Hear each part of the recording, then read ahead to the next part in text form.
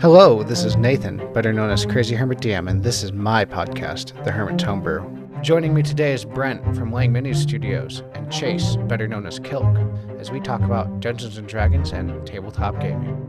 I kind of wanted to go into each person's timeline, though, of like their own little personal adventure in Herfell. We'll kind of start with the girls, just because we've been talking about you guys, and unfortunately, Vicky and Tove are a little shy. They haven't yet to make a actual podcast appearance, but if you guys are listening to this, you guys always have an open invitation on this podcast, so never think you're not welcome. And I've even had Sam even ask, like, well, when's Vicky coming on? Because I'm more than willing to let her come on and talk.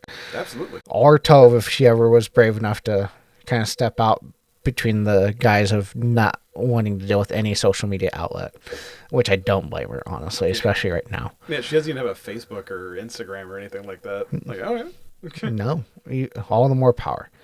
But since she does have a YouTube, I hope she does at least like our videos. Oh, absolutely. Absolutely. Even if she says hearing her husband's voice is weird on YouTube. Yeah. that was her main critique when we first started this, by the way, guys. And we really get back on topic of like, oh, so what do you think of the podcast now? It's weird hearing my husband's voice. It does not sound like him. Oh. And I made the very bad joke. Oh, it's not him. He just recorded some lines and it's AI. I just talked to an AI bot program. Yeah, like, oh, there's a virtual intelligence that's my husband running around. Yep. Yeah. He just goes bowling every other Monday. Oh God. Speaking of Tove, she got back to her. You guys rode in the big, majestic Asgardian golden ship into the dock. Or, sorry, you guys did a once-over of the city. Oh, yeah, and then you got to do a flyby. Yeah. Come on. Everything was just the way it was and snowing and just the way you guys remembered it 10 months before. And nothing really looked too much different, actually. But you guys made port, literally, from the air and landed on the aquatic harbor because there's no airships in the setting. Or if there is, they've usually made an appearance in the setting, but they are very, very rare. And they're, like, expensive. And they're, like, god ships, you know? Like, we've had one particular, like, private airship, but it was by a very rich noble who charged, like, 2 gold per mile of travel. Good. Yeah. And it was the literal name of the ship in this previous campaign was called the Golden Dragon. Oh, jeez. Just because I wanted just to really go above and beyond. Tove, after 3 years of being away from Herfell, went and got to visit Sir Siegel Slayer the Tressum. And the Yes, and the Vlipsta unnamed NPC cook that had been taking care of the Tressum for these 3 years. Yeah. Because I swore I had named this cook, but never actually did. And then I'd always just described her in my mind as, without actually naming her as such, Lunch Lady Doris from The Simpsons, of that just stout. Oh, gee, yeah. Yep. You've heard the description off of me before, and then you can instantly just see that. Mm-hmm. And it fits perfectly. And the Vlipska cook basically gave the lowdown on kind of what was happening on anything Tove asked. The Wild Ram is now being run by some pixie, and then Tove instantly knew that was Morgan. Morgan's now a madam of the Wild Ram 10 months later. Yeah, she's the best. Minos is a retired gigolo, now politician, and he is now working with some gnome named Warwig Butterbug, who's the third high senator, along with your brother and one other unnamed senator, I realized. And he's working on making the biggest library in Herfell for the Republic be in Herfell. And then also she asked, well, how did a gnome get elected? And he's like, well, Minos convinced him to run on the platform of securing the sewers after the cultists remember attack. that cult that was down there? Yeah, we need to clean that up. Yeah. And that got him the win.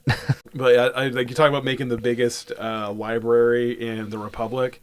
It just makes me think of the ancient wonder of the world, the Library of Alexandria. Sorry. Which ironically, it's the Lighthouse of Alexandria. There's the Lighthouse of Alexandria, and there's also the Library of Alexandria. Oh, okay, it was Alexandria. All right, cool. They were all in Alexandria, which ironically, our version of the Library of Alexandria that held all this information is actually held by Tove's former character from a previous campaign, an archfey that made this library in our version of the Feywild or Alfheim. Yeah. Oh, you bet. She was fun. But she went and visited Minos, flirted with him, found out about the library even more, had a lot of good back and forth, and Tove is a little bit more conservative with her role playing. She's more go with the flow with everybody else, but she really got to light up in that scene and go back and forth with Minos, because I'm pretty sure even as a player, she has a small fangirl crush on this big, muscular oxen minotaur that's just this gentle sweetheart book nerd. Oh, yeah. Oh, yeah. If he was a real guy, I'd be jealous. Yeah, you might have to worry. Yeah, exactly. Big muscle-bound nerd. Yeah. Who takes really good care of his oxen long hair. Yeah, oh God. But cut to Rama, who I think was still feeling a little bit of kind of the shock of the disorientation on top of looking at all the notes that I had given her. She decided to stay on the ship. And to really think about it, from a point of view of a justifiable action, she could have easily she didn't say why, but if you really think about it, since the point of leaving, that was probably the first time she's had to really a time to herself and a time to breathe and just sit there and relax. That's right. You kids go off and explore the city. I'm just going to sit here give me 5. Yeah, give Mama some alone time here, yeah. Was it Chase? The last time she had like a kind of a breather, like as a character, would be the Wandering Emporium when she got a bath. Oh, I forgot about that. Probably. Sounds about right. Where she got her armor cleaned, got a bath, and had all that, before the hijinks ensued, and you guys just like, we're going to the back rooms. Yeah, you're doing what? Yeah. And not the reference to the video game. Yeah, not the video game, yeah. Oh, jeez. Even though it was a bunch of series of random rooms like that, like a video game. It was. There's a big whale. Yes. Space whale. That Colfax talked with. He did. A cue reenactment of Finding Nemo. It was. It always surprises me that he gravitates towards like aggressive characters, because I always felt that Nick could play chaotic characters exceptionally well. Oh, chaotic Joe! Like Nick could totally be recasted as Toy Bar in a different universe. Yeah, it would be real crazy, and then, real crazy. Yeah. And then he'd have no concept of taking the chaotic spotlight, though. No, there'd a lot of wildness would be happening for sure. But the afternoon, or her moment alone of resting and relaxing, was cut short by a Druid Circle visit from 2 elves, a Tortle Moonshiner Druid, as well as a Furblog, who said that his name was a little bit odd, and not that his name was a little bit odd, but his name was literally called a little bit odd, which was a very literally says a little bit odd. Which I did that for just a throwback to anyone that loves Abbott and Costello. That's exactly the reason why. Nice. And they had a box for Tove, this big kind of sized moving box that was made of wood and had 2 kind of rope rungs on each side of it that they were holding on each side, the 2 elves were. And then they were only going to give the box to Tove directly, because Rama mentioned, I think, leaving it with her, and then they're like, no, we gotta give this kind of directly. We need her. We can't have you sign for this and just leave it at your doorstep. Sign here. Yeah. Right. So Tove's kind of off doing her thing, and then eventually, not metagame wise, but she does meander back.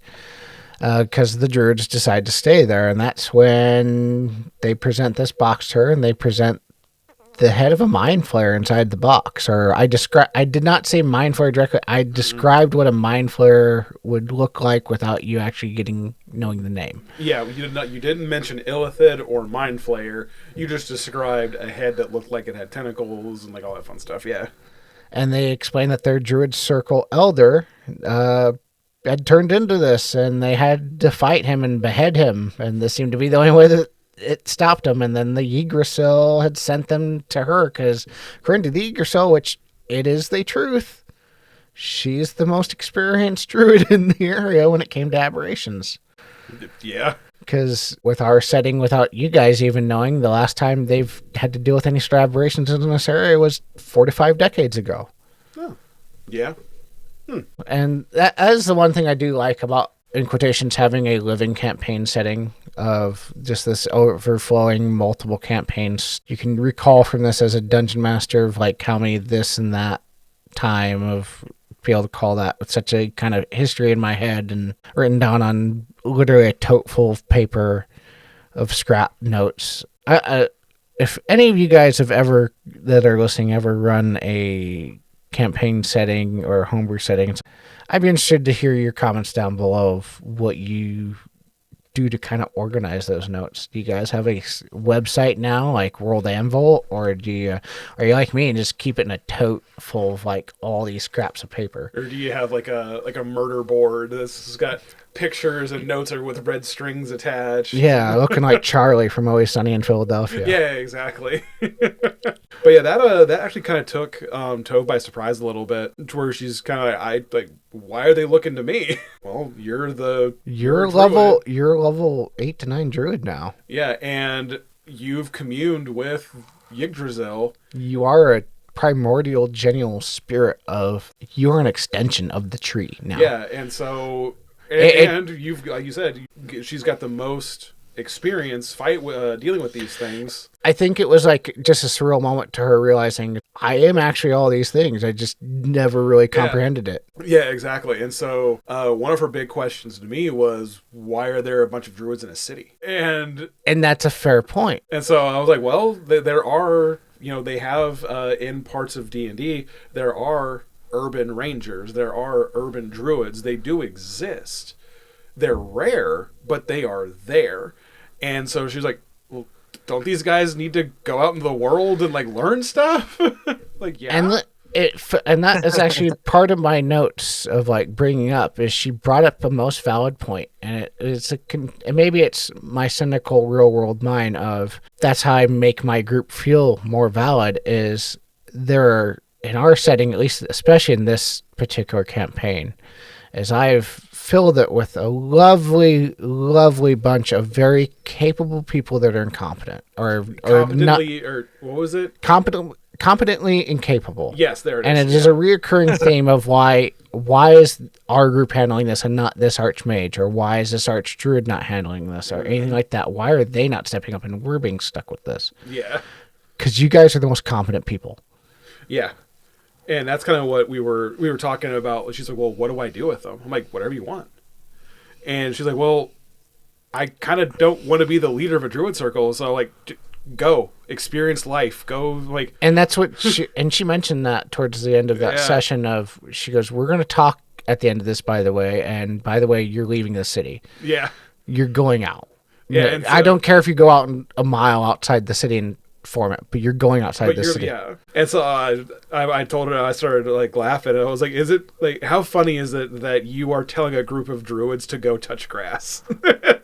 Exactly. Like, you're literal druids. What are you doing? You're telling druids to leave New York City and stop living in Times Square. Yeah. Or what's the name of the park there? Is it Times Square? It's Central Park. You're telling them to leave basically Central Park and actually go out into northern New York. Have you seen the forests? Have you seen a non-manicured tree? Go learn what nature is. Jeez. It is a surreal moment because she took command of the situation, which is not something you commonly see out of Tove. She was able to actually tell NPCs what to do, and they listened, and then she got that surreal moment of, oh, these are actually this is the reason why they're all coming to me. Oh, okay, yeah. Yeah, that actually makes sense. I am actually the most experienced druid and an extension of the world tree. Oh. Yeah, I am qualified. Yeah. And then they went and got a flask of oil and poured it in the box, lit the box on fire. Yeah. And now there's charred mind flayer wafting through the area. Yeah, and I think just to make her as a player scream, I go, it just smells like burning fish. Yeah. Oh god, she hates fish.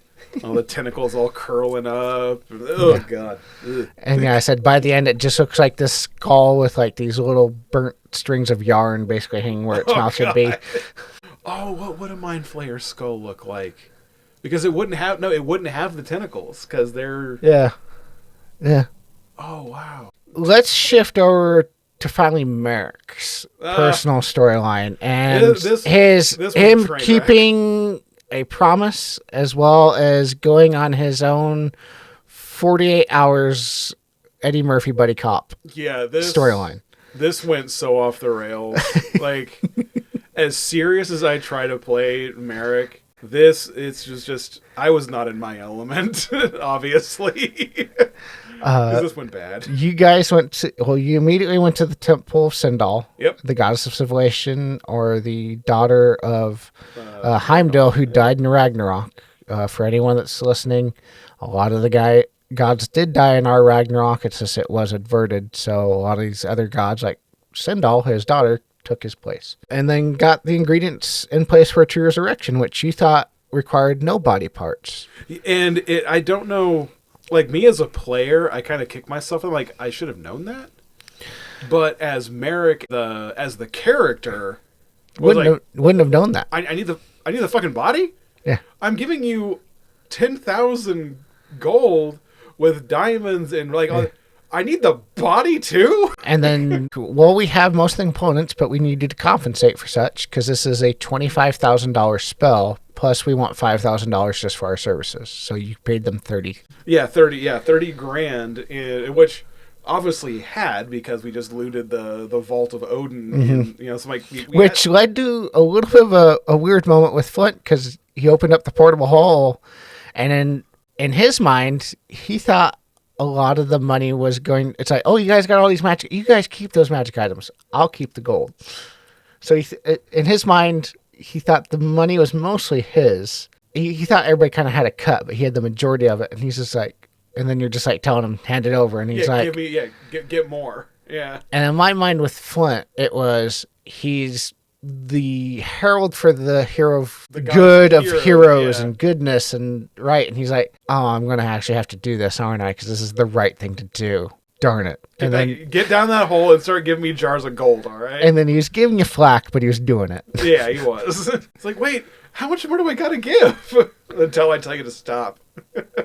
It kind of came to a head when they're giving you all the money, and then they're like, all right, what part of the body do you have? I'm just like, and in the back of my mind, I went, wait, does true resurrection need part of the body?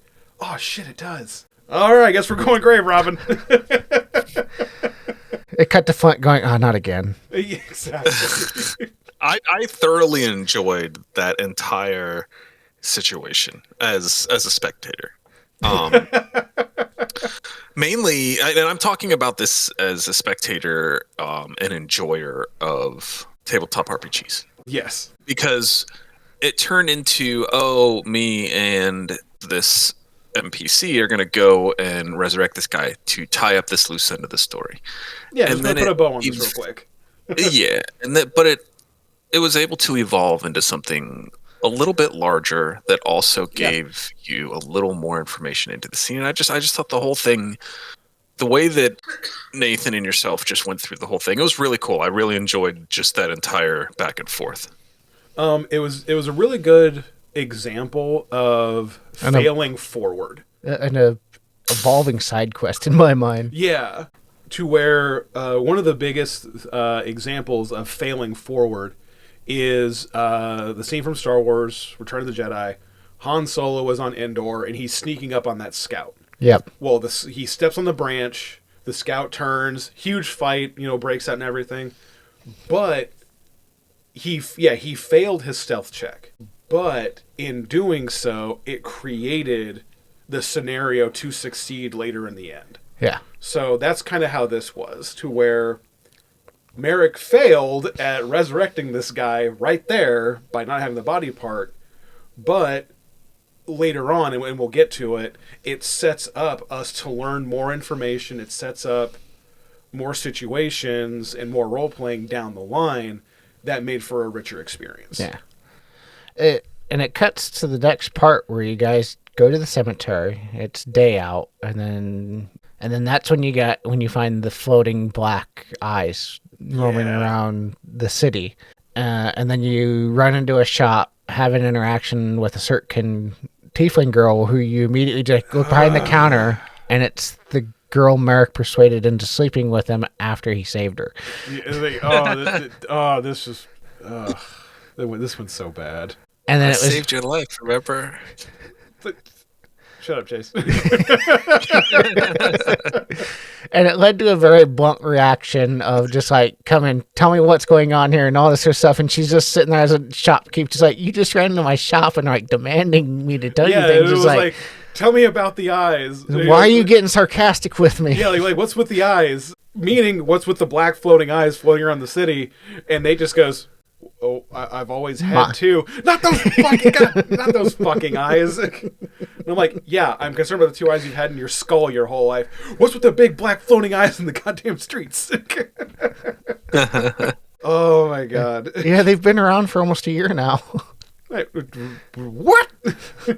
Which is like, if it's almost been a year, that means that they showed up really quickly, shortly after we left. Mm-hmm. Yeah, so that's interesting. But after that very awkward interaction, getting frustrated, and we talked about it on multiple previous episodes, is just, why do I always get stuck with these NPCs that give me sarcasm? It's just because the way you walk in and talk to them, because they'll give it right back to you in my world.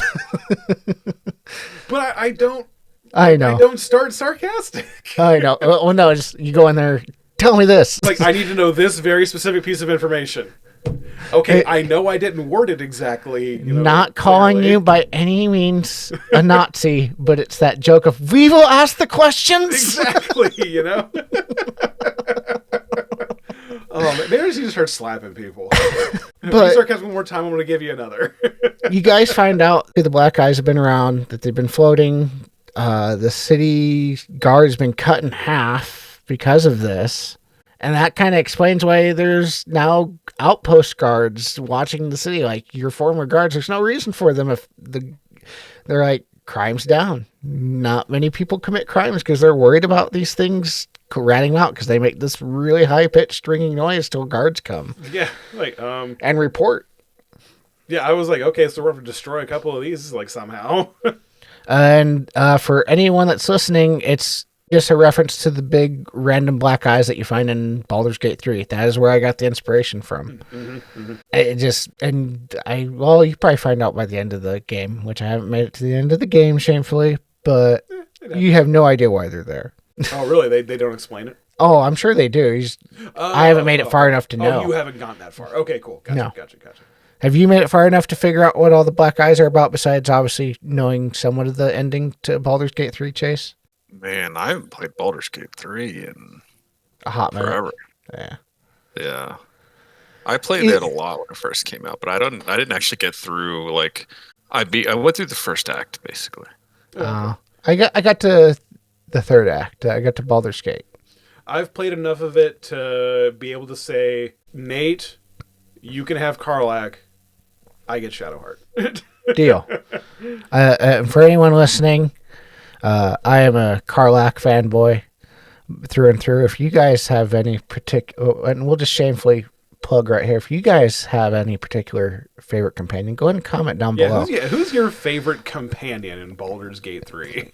I think it says a lot about the people of what their personal favorites are without playing a particular character.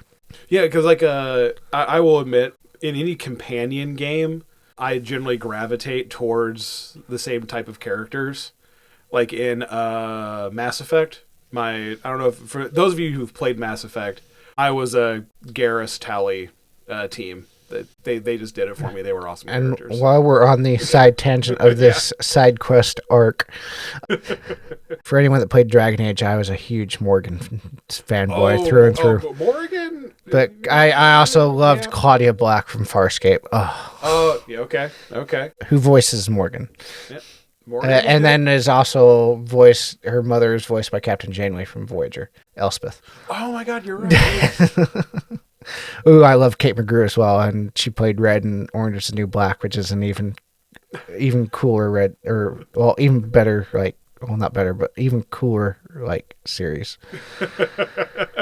Anyways, you guys get done talking, decide to wait towards night, find out about we catch up kind of after that first session back, and you're like, let's go get a coffee, Flint. Yeah, let's pass some time to, You guys do a little investigation, find the nearest kind of coffee tea shop, and go to Risk It to Biscuit. Risk It to Biscuit. And for anyone that plays in my games, I usually name any shop any sort of ridiculous name. Like there was a Asian place in a previous campaign that people went to and had fried rice, and it was called Walk With Me. Yeah, Walk With Me, yeah. I was like, what was that? It was something with walk, yeah.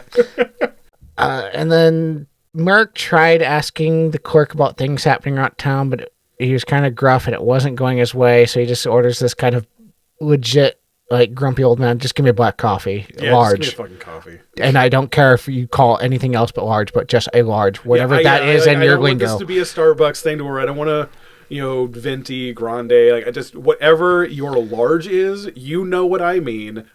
I know you know what I mean. Just give me a large black coffee. And for any of our viewers that have watched the Netflix series Louder Milk, since we keep referencing everything, it is that exact scene with Ron Livingston where he just, give me a black coffee, large. You mean a venti? A large. Yeah. It is that exact scene. Yeah, that exact scene. Yeah. But I think either Flint volunteers or you tell Flint to talk. I think I think Flint was the one that was like, "Hey, do you want me? I have a way with people. I have people skills." Like, well, so do I. I just didn't use them right. Yeah. So you go outside, you have your coffee for 10 to 15 minutes on the street and just kind of cool off, literally in the freezing weather, and just, I'm done with these idiots. Yeah, like, why? And you're waiting like 15, 20 minutes later, and then you start hearing this noise come from within the coffee shop itself, and it sounded like this rhythmic beat and people singing. And you go back in, and it's Flint having a large Disney-style musical number with everyone in the coffee shop, with them singing Ode to Rama in her radiant glory. Yeah. And not only that, but they, for some reason, all know the words to the song, even though it's a brand new, made-up song. Yeah, it's a full-on Disney moment of, why do we break out in a song? How do you guys know all the words to this song if he literally just made this up off the top of his head? What the hell is going on here? But not only that, he gets done with the musical number, gets more information about the Black Eyes, explains they're on 2-hour rotations and all this and how they work, and the ins and goings out the city guard, about your brother, and all this. You kind of get the same lowdown that Tove got through him. And then he goes, oh, and there's one more thing. And then you're like, what? And he's like, I got the barista's address, and I wasn't even trying. I got the barista's address. Like, God damn it. Freaking bards. And I think you were about ready just to fall out of your chair at that point, Chase. Yeah. Like, of course. Just, of course. Good job, Flint. It was awesome. Oh, yeah. I love those little flares of just, like, goofy ridiculousness. Oh, yeah. No, in the stories, and it was just on par. Flint has honestly been one of the top 2 NPCs that I have seen in the game, in my opinion, in this campaign. Nice. All right. I think he's been that fun. Yeah. And my brother who played him is almighty inspiration for him, and actually commented on one of our previous videos, a half dozen videos back, because I don't know if he loved it, but he definitely is like, Flint Bombadil? Like, yep. Absolutely. He's back. But then Flint regaled you with he goes, I'll tell you the story about how I outran him. The blue dragon, yeah. And I just start cracking up laughing as a dungeon master, and I go, what's bad is it sounds like he's talking out of his ass. And I go, but this is actually a legit campaign story. It was a legitimate campaign story, yeah. And then you guys end up waiting for nighttime, and I give you the overall kind of quick thing of him telling you how he outran a blue dragon while waiting for nightfall to happen. It's kind of one of those, like, I envision, like, the story of the more it goes on, it's just like, oh, cool, bro. Oh, wow.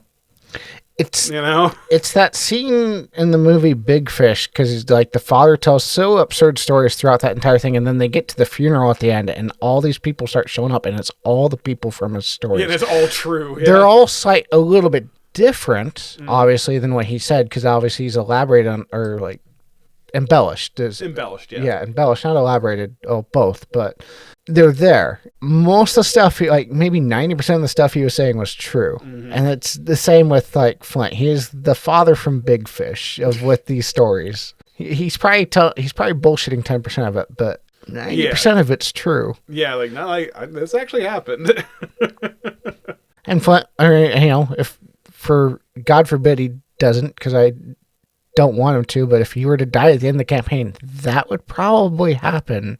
All these people that he's told stories about would appear at the end, and Marik's just like there. Yeah, it's funeral, yeah. Yeah. All these people show up, and just like Marik's just like, looking around, like, I know that person from that story. Hold on. Wait a minute, you're real? Yeah, you're a real person? Oh, jeez. It would be like when Silvara with Toy Bar Tony is like, yeah, then I met Loki, and I met what was that lady's name? There's Baba Yaga. There's Higgy.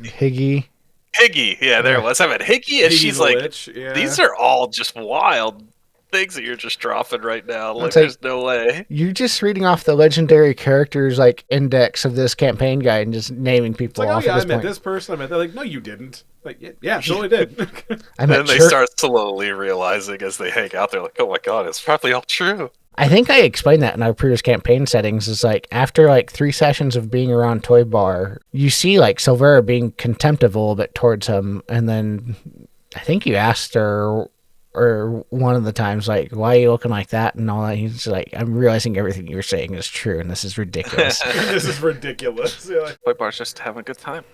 yeah, exactly. Nighttime came, though. You guys broke into the graveyard, the mausoleum, or the mausoleo, if you're going real fancy with it, and the Italian name, and got Thirstwell's remains. Flint played with the skull, made a bad joke, got hit in the end, but... Yeah, exactly. It was like, just give me that. Stop it. You guys got back to the Temple of Sindal, resurrected Thirstwell, recruited him to conquering Muspelheim. Yeah, because I gave him a choice. It's like, I personally know the Archmage of the local mage council. I can get you in. Or you come with me and work with me in Muspelheim to do what I want to do there.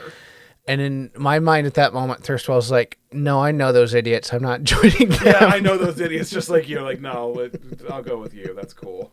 All right, let's go take over the fire room. I don't like heat. Go, yeah, I don't like hot places, but... Oh, don't worry. It'll be fine. I'll get you an air conditioner, fire resistance or something. Flint ends up taking back Thirstwell, and then Marik heads towards his brother, though. Because, yeah, I have one last stop. One last, It's a Wonderful Life for Scrooge's 3 Ghosts Christmas to visit. Hey, tabletop gamers. Thank you for watching this episode of the Hermit's Homebrew. We come out with new episodes every Wednesday. Remember to like, subscribe, and share with your friends as we continue to level up and grow.